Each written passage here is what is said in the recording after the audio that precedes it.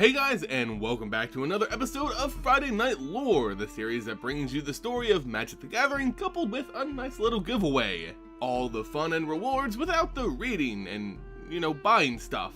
Also, yes, this video won't be as animated as the last one because, well, the animator isn't doing it for free. You want to see more pizzazz on this and other videos here on the hub? Why don't you check out our Patreon and help support this amazing editor who, unfortunately, doesn't work for just empty packs of magic cards.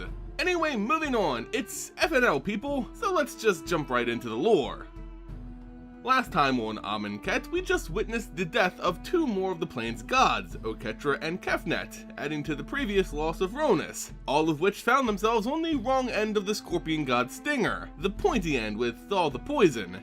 With their world slowly crumbling around them, their God-Pharaoh nowhere to be seen, seemingly setting all this destruction into motion, the mortals of this plane hurry to protect their last remaining gods, Bontu and Hazoret. Hazoret and Bontu could feel the loss of their brothers and sisters in their very beings, a sharp pain that almost cripples the gods, yet this pain alone will not stop them from performing their sworn duty, the reason why they even exist at all, to protect the mortals of this world at all cost. Yet now, at only two, their job wouldn't be easy. Hazoret has always known the God-Pharaoh to be just and merciful. Now his hours are going awry, and her siblings are dying to his servants. She lets go and fervor takes hold. Mummies, worms, demons all die from the flashing of the god's blows. Some are cut to shreds, others burn in her fire. None, however, are safe from her fury. During her deadly dance, Hazoret is approached by the mortal heroes of Amonkhet, Deru, her chosen champion, and Samut, a dissenter who blasphemed against her and the God-Pharaoh. Yet still, here they were, both of them, looking to protect Hazoret. Being the god in this situation, of course Hazoret tells these mortals to protect each other, that she was there to protect them, not the other way around. She asked them to take who they could and go out into the desert, use their strong will to protect who they could. Hazoret would endure. We'll see. Hazoret's plan was simple, save as many as she could and wait for the God-Pharaoh to return. It would be their only hope.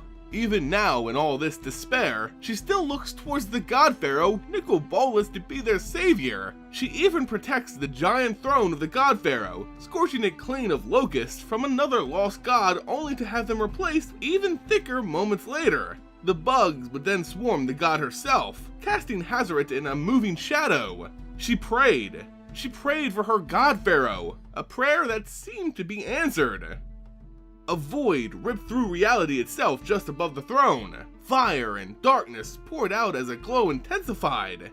Horns, claws, wings slowly appeared from the nothingness. It's the telltale sign of a planeswalker finally arriving to their destination.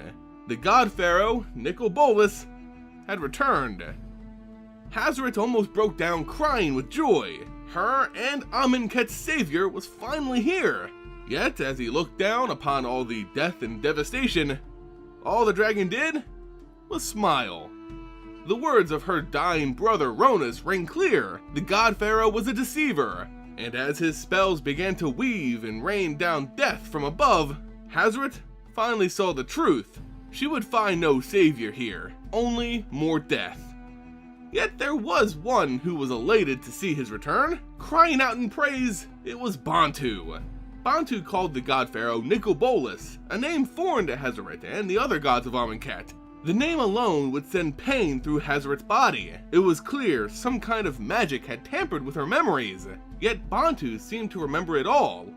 The croc-headed god said, quote, "I have served faithfully in your absence, O God-Pharaoh. I have harvested only the most ambitious and powerful to be your worthy dead. I have culled dissenters from all the crops, ridding the city of those who would derail your work.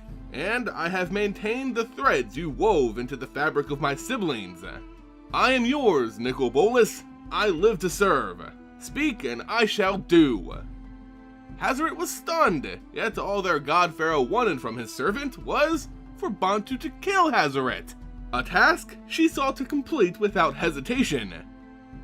Bontu turned on her sister in an instant, shocking her with a bolt of dark magic that clouded Hazoret's mind and judgment. The fog only lifted in time for her to dodge another blast, yet even so, Hazoret couldn't take up arms against her own. The spells of Bontu weakened the mental block set on her by Nicol Bolas. Memories began to rush in to fill the voids. The betrayal was now all too real. Samut had been right all along. The full weight of Bolas's deception and Bontu's betrayal crashed over her, slowing her reactions and distracting her from the fight at hand. The guilt of having brought so much death to her children weighed down on her limbs, and the impotent rage of the dragon's cruel warping of her purpose dulled her reactions. All by Bontu's design. That first attack wasn't just a mental assault, it was crafted to distract Hazoret and slow her down. For Hazoret had always been faster than her sister, fast enough to dodge her blows and spells. She tries to talk to Bontu, her sister, to try to understand why. Well, the god of ambition kinda doesn't sound like the most sentimental being in the multiverse. Of course she's gonna do anything to secure her own power and future, and Nicol Bolas looked like the winning side. In Bontu's eyes, this world was Bolas, and Hazoret was not worthy to live in it. Hazoret tried to defend herself as best as she could while also not hurting her beloved sister, a combination that would certainly lead to defeat. Hazoret got a few good blows in, but Bontu's magic was strong, and her cunning was fierce.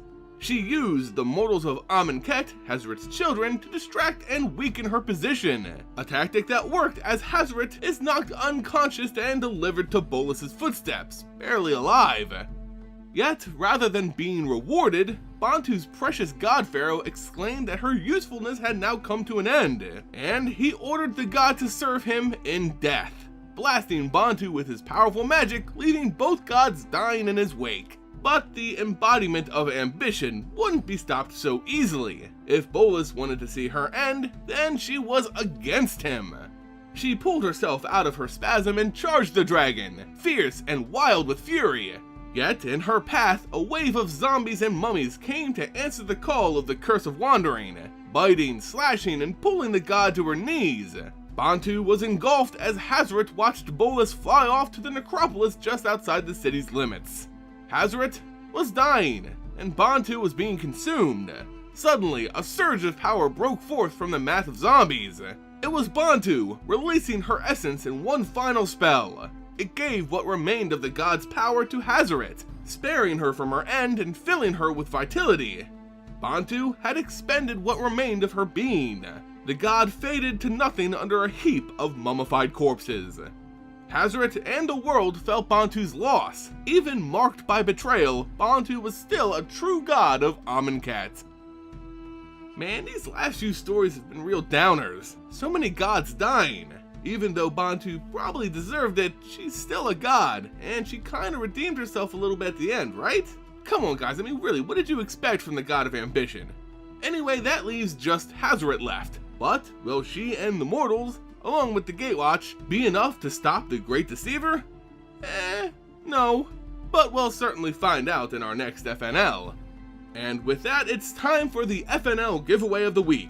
I wanted to give away Nicol Bolas' new Planeswalker card, but even though he finally appeared, he really wasn't the main focus of the story. It was the development between Bontu and Hazoret, with Bontu's betrayal coming to light, that was the real takeaway. And you can take away both of their cards by liking this video, leaving a comment, and of course subscribing to the Aether Hub. That's right, win Hazoret the Fervent and Bontu the Glorified for this week's FNL. Good luck everyone, hope you all enjoyed the video, and I'll see you next time here on the Aether Hub.